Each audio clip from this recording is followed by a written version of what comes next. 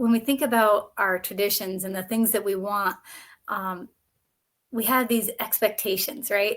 And we have an ideal of what we would like.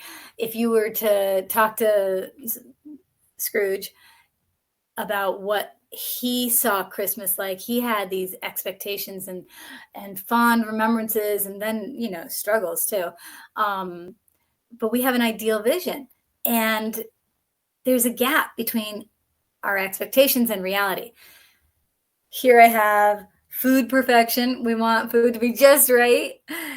That's our expectation. But what really happens is, it's like 70%. And then we have stress level for the host. Oh, I bet it's not really good. It's not bad. She's loving it. She really enjoys having people here, but the reality is there's high stress, making sure everything's perfect, making sure the food is warm when it needs to be warm and cool when it needs to be cool. And there's the family harmony, and everybody's getting along fine. That's what we hope, and we envision, we dream of. But there's going to be a little stress. There's going to be a little nitpicking here, a little stab there. And how do we get over that? Leftover quality or quantity, in my case. I'm going to tell you a story in a minute. So the leftovers, we expect that there's going to be enough to share with everybody else. And then there's like somebody took this huge chunk of the cranberry jelly and there's like nothing left for everybody else. So reality versus what we expect. When not just Thanksgiving, but other holidays too.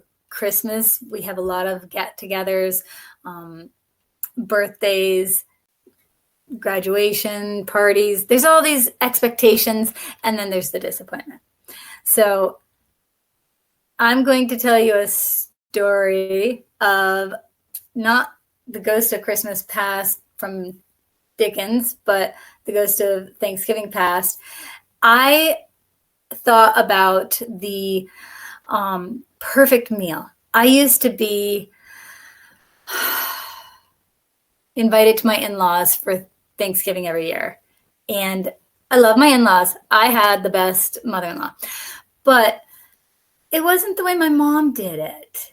And her stuffing was different than my mother-in-law's stuffing. And her desserts were different than my mother-in-law's. The food, right? So I had expectations and I had desires. And then when you go to somebody else's house, you don't get leftovers. And I was frustrated and decided that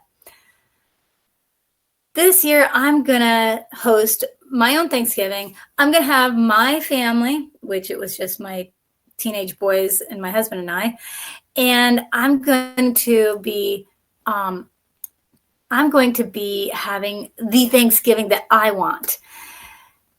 So I set the table, I decorated with the candlesticks and the china that were my mom and the silver, and it was so pretty.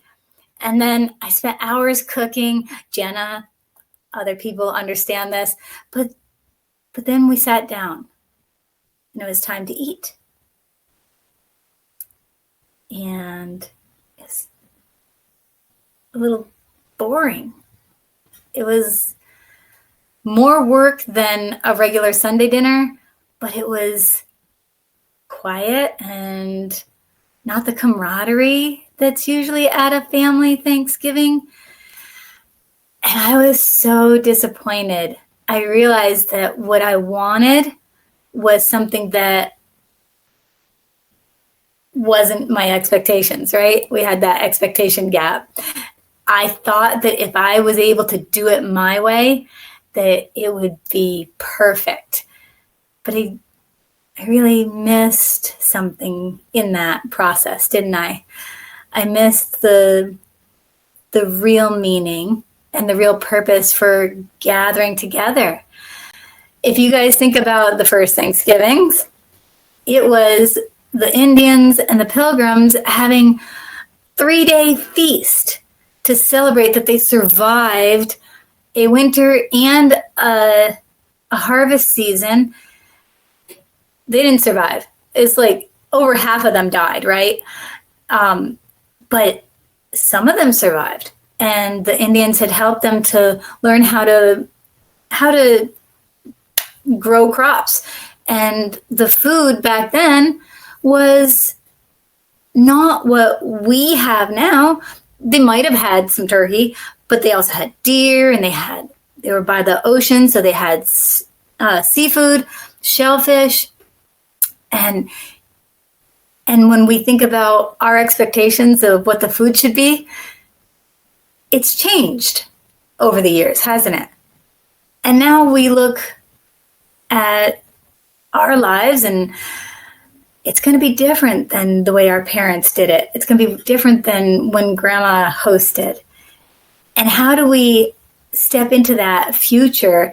How do we step into this Thanksgiving, understanding it's going to be different and being okay with it, or even finding joy in it? So the real menu. So if turkey burns, or the next generation wants to cook salmon, I have a client who that's what they eat. It's like, salmon? That's not normal, but that's okay. We got to know it's not about the food. It's about being thankful. It's about having people that we love. And then there's times where there's not people around. How do we move into that? So as I was thinking about it, some people are going to be alone on Thanksgiving. I'm going to be alone on Thanksgiving.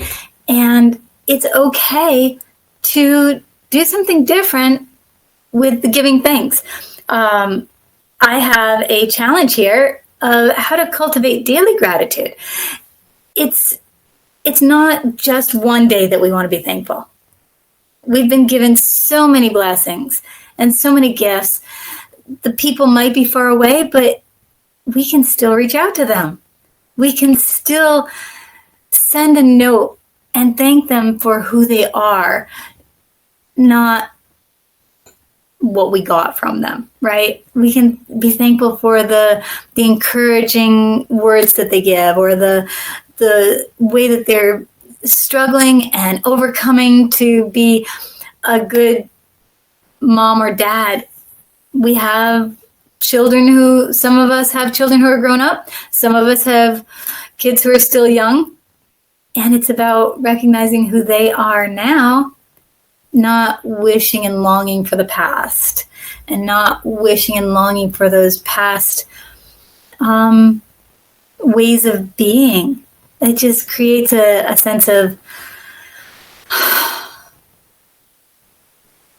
unhappiness, right?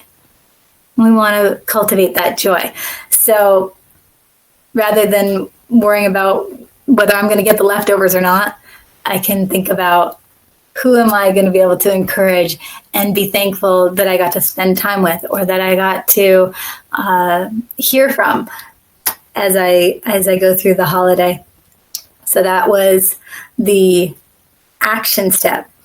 Creating new traditions. We're going to release our expectations, identify something that might cause us stress in this coming Thanksgiving or coming Christmas celebration season, and thinking about what we think needs to happen to what can I let go? What can I laugh about later, right? The pudding didn't set up quite right.